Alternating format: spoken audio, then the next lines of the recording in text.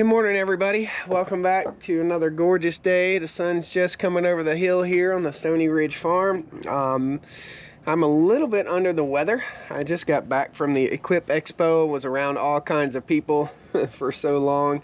I've got a lot of work to get done. You know, when you leave the farm for about 2 weeks, well, for about a week, you run behind a lot. So first thing this morning, we're gonna hop on the ATV, we're gonna run over and we're gonna get the cows moved. I do have something sad that's going on in my life. As you guys can see, my friend of 12 years, Buddy, had to be put down yesterday, and I buried him up on the hillside overlooking the farm. What a wonderful dog. Just glad I got to spend that time with him. You know, our pets, we sometimes take for granted. It's been a really rough couple days, but we've got to move on. We've got to be strong. It's just part of farm life. It's part of everyday life, and we just gotta push through it. So today, let's celebrate Buddy's life, and let's get some work done here and on the Stoney Ridge. And first things first, let's go take care of the other 50 animals we gotta share the love with. Cheers, guys. Grab your coffee. Welcome to a day on the Stoney Ridge. Stoney Ridge Farm. Woo! All right. So, folks, it's sunrise here on the Stoney Ridge Farm. First thing I gotta do is grab the electric fence controller. We've got to make sure that the cows can't get into the hay bales. I've got them on a very tiny little section of pasture right now, and I want to move them over to a very large section of pasture, which has our winter stockpile hay bales. So I'm running down here to grab myself a electric fence controller. I think it's sitting down here. Yep, it's sitting right here. Go. In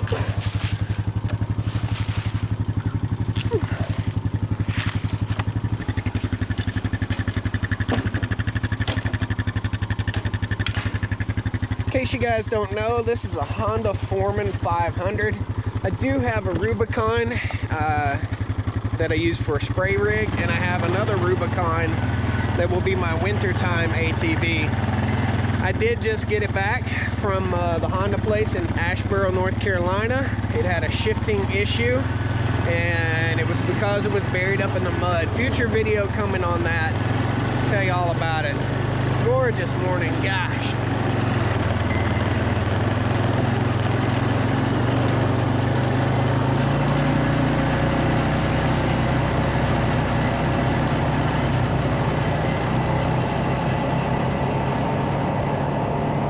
We've got to zip up to the top of the hill. We're going to take the blacktop up this morning. We're not going to cut through the pasture.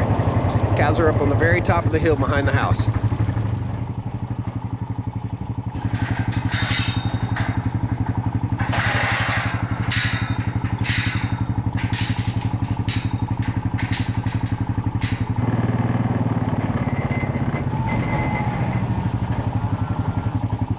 So we're up here in the upper pasture behind the house, and the most urgent thing is getting this electric fence controller up.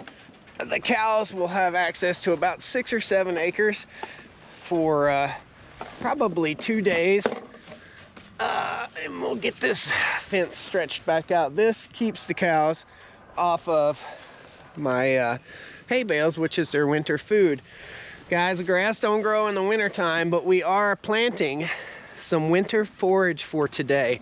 So this is something new that I'm trying on the farm, and it's something that was kind of prompted by you guys, my viewers. You guys asked, well, Josh, why don't you plant something in the winter for the cows to graze? And you know, I thought of it before, and I did a little bit of research on it. The idea is to save money on my hay bill. Well, my hay bill on the farm is about $10,000 per year, and if I can save $5 grand on hay, that really helps the bottom line on the farm. However, grass seed is super expensive. get this turned on real quick. Good, hopefully. Let me make sure my fence is good. Grass seed's super expensive. So anyway, I spent $2,500 on grass seed. Something is not right. And I might have to bring another charger up here, but this'll keep the cows out, I hope. Let me move this out. They can reach the hay bale from here. And the fence charger is not zapping currently. We tangled up.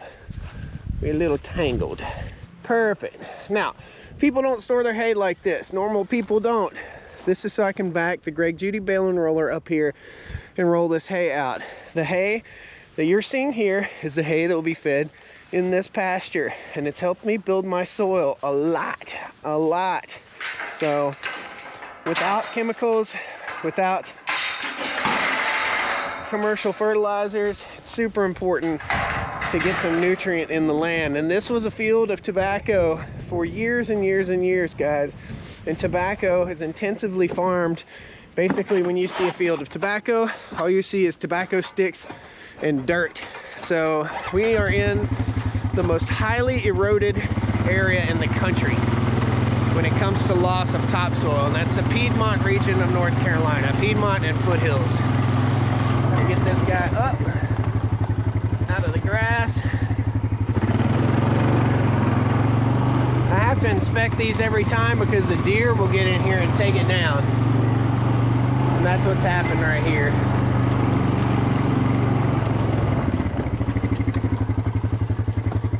All right, pull that tight, get her in the ground. And that should keep the cows out of the stockpile.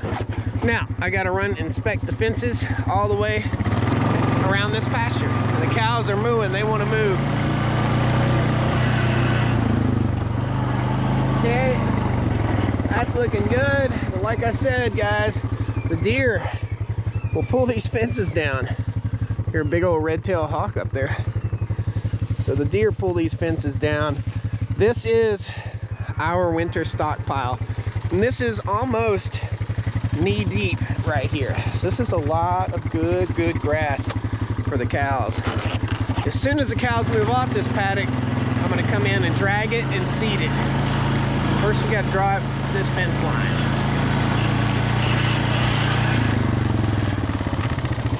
There we go, little buddy.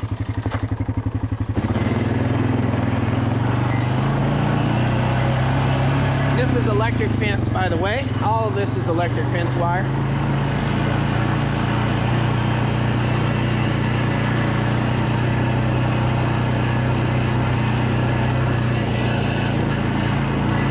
Good morning, cows. Good morning, guys. All right. Grab this wire. This is energized all the way up through there. This is another line right here. This is another line right here. So this is a 12-hour paddock, 48-hour paddock, and this is a 3-day. So I think that's 36 hours. Is that 36 hours? I just woke up. When you wake up on the farm, man, you hit the ground running. Sometimes the brain don't fire on all cylinders. All right, we'll hook this guy up. Now that's energized all the way up through there. We've got this one energized, and we're gonna go ahead and get these cows moved. Good morning, guys. Woo! Good morning. This is Jumper. Hey, Jumper. Good morning, guys.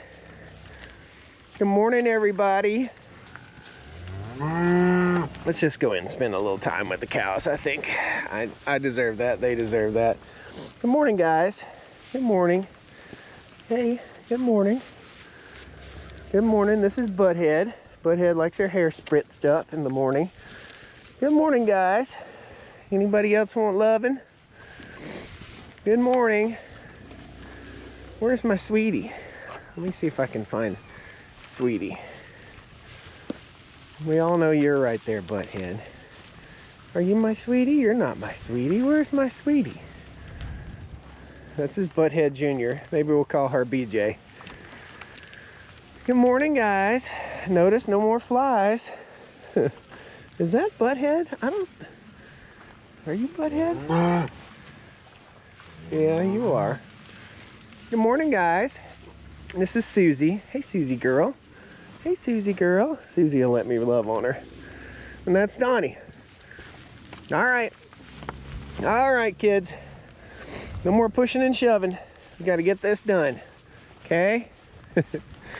I do have a little problem with this water tank right here. I've got to replace that valve a little later on. If I don't, and as soon as the sun hits those solar panels over there, this will start pumping water. Right now it's a little bit low. That's a 450-gallon tire water tank. It's an old skidder tire. Now the cows have been drinking out of this water tank for, I don't know, 4 years now, and there's been a goldfish in it for 4 years. I get a lot of people fussing, those cows are gonna die of cancer. Guys, that's industry standard. It's pretty simple stuff. These tire water tanks are used all over the world, and if it was bad water, the goldfish would most certainly not last. Come on, kids. Always fun to make 50 animals happy first thing in the morning. Come up. Come on, Tammy. That's Tammy. She's our guard donkey. She keeps the coyotes off of the babies. Now we should start calving here sometime within the next month or so. We'll probably start seeing calves. We did have an early calf in September, but I'm gonna say we'll start calving mid-November, December time frame, and we'll calve all the way through March. The weather is mild here in North Carolina, and I know a lot of regenerative farmers and ranchers all preach to calve only in the spring, and everybody calves at the same time. Well, we just don't do that here, and part of the reason I don't do that is because it just doesn't make any sense for my grazing plan, and it doesn't make any sense for me taking cows to markets. I'm gonna take cows to market 2 times during the year. One time in the summertime. When I take them in the summer, nobody else is taking cows to the market, and therefore the price is a little bit higher. So if I can take cows to the market in August and in October, November, December, then I'll get better prices. And right now, the cattle market is really volatile. It's up and down like crazy. So we'll let these girls graze. Plenty of space out here. Pretty awesome. We got more work to do, so we'll see you guys on the tractor here in just a minute after I go answer all your comments on the computer. Woo! Yeah! Yeah!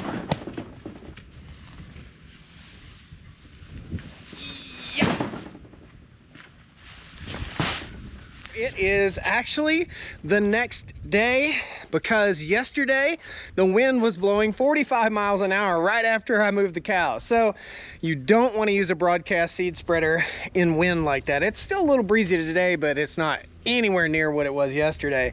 Guys, as we get this cool drone footage, I want you guys to give me a little comment on how pretty the leaves are. So gorgeous right now. So this is what I'm using. This is Green Diamond. This is from Green Resource, and this is Maximum Performance Forage Seed, and it's cool season pasture mixture, if I can get the sticker off. And here's what it is, and you guys can mix this up on your own if you want.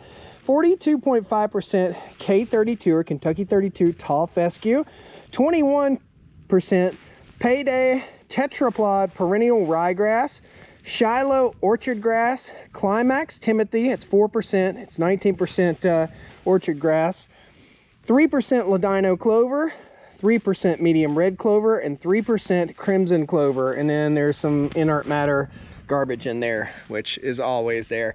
Green Resource, you can Google search them. If you're in North Carolina, odds are they're pretty close to you. Tell them Stoney Ridge Farmer sent you, and if they look at you funny, tell them to Google it.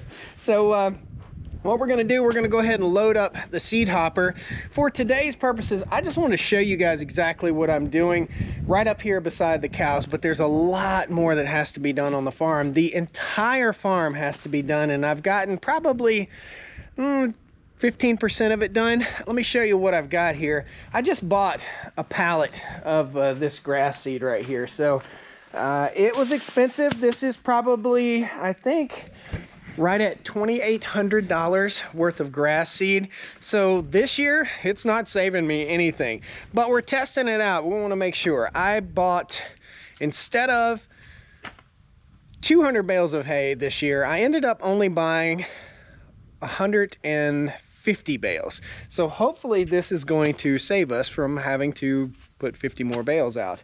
If not, my hay guy's got plenty. So let's load it up on the tractor and get busy. Oh, baby. So this is a Tar River broadcast seed spreader. It's probably a little bit of underkill for what I want to do, but it'll hold somewhere in the neighborhood of 4 to 5 50-pound bags of grass seed. This is what it looks like. And it's expensive, so we're gonna put that back. We're also gonna be using the Wingfield drag harrow. So I told you what we're doing here is not only spreading, but we're also dragging. So you'll see that with the footage up in the pasture too. This is a 25-foot drag harrow from Wingfield American Harrow. There'll be a link in the video description, and I'll post a little QR code up here. You guys can scan that if you wanna get on the Wingfield site and check it out. This has been an instrumental part of building my pastures without fertilizer. I'm telling you, it works, it works, it works, it works. I've got a friend out in Missouri, we will not mention names, who said I was an idiot for doing this, or people are idiots for doing this. You're not an idiot for doing this. This is a 25-foot bat wing. It covers so much ground. I can do this entire area right here, which is probably about 3 acres, in 10 minutes, okay? The argument against using a drag harrow is taking this big honking giant tractor. Well, this tractor is 8,500 pounds, and those tires have a footprint, I don't even know how wide. I'm gonna say 18 by 24 inches times 4. Spread that out, 18 by 24, spread that out over 4 tires, and you're getting less ground pressure than a cow would put down.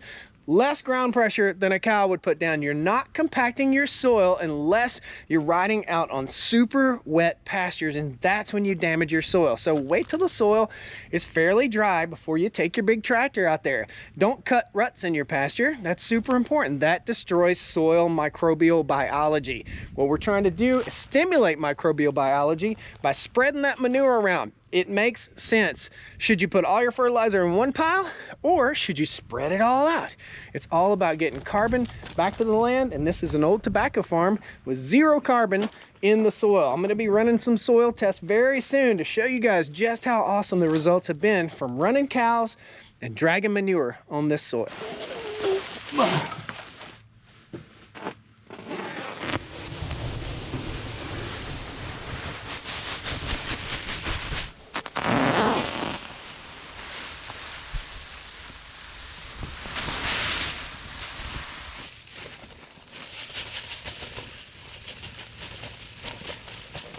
I'm gonna tell you something, it's pretty daggone common sense. Don't do this in your driveway. I'm doing this for video's sake. Do it out in the pasture. You're gonna spill some grass seed every single time you empty a bag of grass seed, whether it's in your lawn or whether it's in your pastures.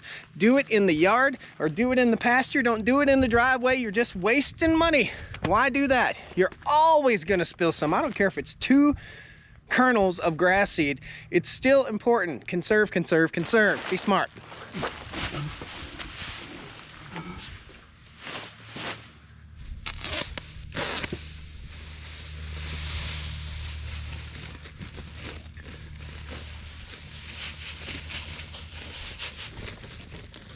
Now there's a difference in seeding on bare land, raw land, worked up land, and pasture land just like this. I'm gonna be testing this out also. I'm gonna be spreading grass seed on the pasture that the cows are moving into the next time. Instead of the pasture they just came off of, I'm gonna put it on the pasture they're moving into and let them hoof it into the soil. No grass seed goes to waste. Now, if you call your grass seed guy, he's gonna say, well, you're gonna need to put 6 bags to the acre. I ain't putting 6 bags to the acre. We're doing about 4 bags to the acre here on the Stoney Ridge Farm. That's what makes sense for me. We're overseeding healthy pasture. We're not seeding brand new pasture. So that's why we do this. And that clover should probably hit first, and then the perennial, The ryegrass will hit first, then the clover will hit, and then the fescue will hit. Don't do this if it's supposed to frost tomorrow or the next day or the next week, guys. You want to catch this about 3 weeks before the last frost. And I know you're watching this video probably after the fact, but that's what you want to do. Catch it in the wet time of year and get it about 3 weeks before the last frost. Clear prop. There you go. That's what I'm talking about. Guys, this is a TYMT 1104 tractor. There's been a lot of bad press about TYM tractors lately. I am super happy with mine. I have not had an issue other than something that was self-induced. And I'm trying to get the harrow up. There we go. This thing is big, really big. This is a shuttle shift tractor. We are in 3rd gear medium. And we're gonna shuttle shift her on forward here. Actually, we're gonna go backwards. I don't like the backup beeper. It's annoying. Air conditioning is nice though. If you think about getting a tractor, this is something that I learned. Get yourself a cab tractor out the gate, man. Just get it. Don't even hesitate. Get yourself a good cab tractor. I am super happy with the purchase here. Super happy. I used to work with TYM. They were a sponsor on the channel. They're no longer a sponsor. I'm still running their machines. They're still running strong. And I'm super happy, guys. Let's get up here and get this grass seed down. Dragging the poopy. All I'm doing all day is dragging that poopy. Oh, baby. I like it. Free fertilizer, man. Free fertilizer. These pastures are a little wet on the wet side. There you go. Get that tree, bud?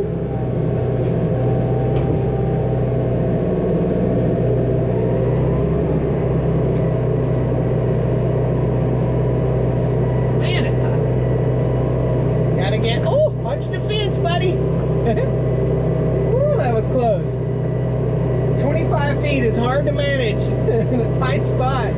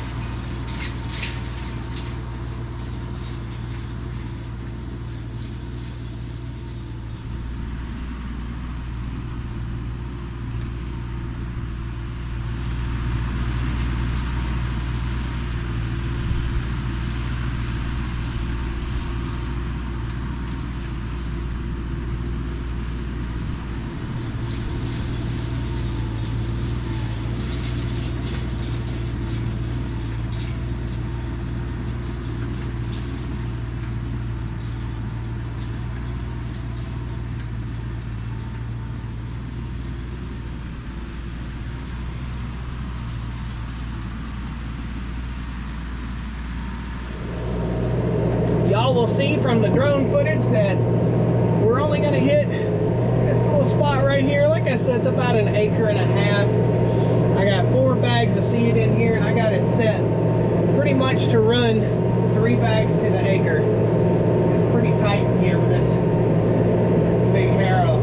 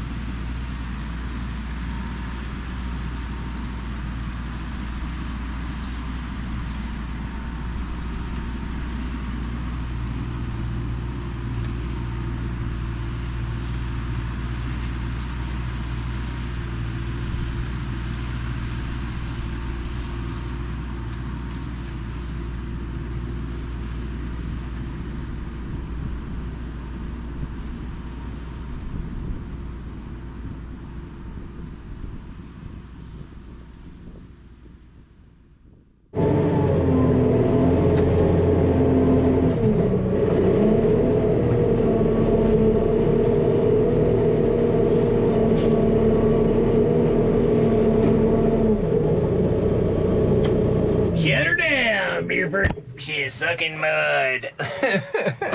Man, we got her done. I have to go and do this for probably 12 more hours, guys. But you see how quick we covered just 1 acre right here. We've got about 85 acres of fenced pasture, and hopefully by the end of next year, we'll have about 110 acres of fenced pasture. The cows are happy, I'm happy. This pasture will get at least 30 to 40 days of rest before the cows are back over here. And you probably saw the footage of the hay bales from the drone. So we roll out hay. So all that grass seed will have hay rolled out on it. The cows could still be in here grazing. There's plenty of grass, but it's a good thing we took those big poopy piles and made little poopy piles. The drag harrow probably has enough regenerative farming on it. They'll probably start sprouting seed at some point too. But guys, thank you so much for joining me on today's video. This was a good time. A lot of work to be done here on the Stoney Ridge Farm as time goes on, and we'll take you on this journey with us. So be sure you're subscribed. I'd love to have you back here to come and join me with the tractor, the cows on this first generation regenerative farm. Right, girls? Woo!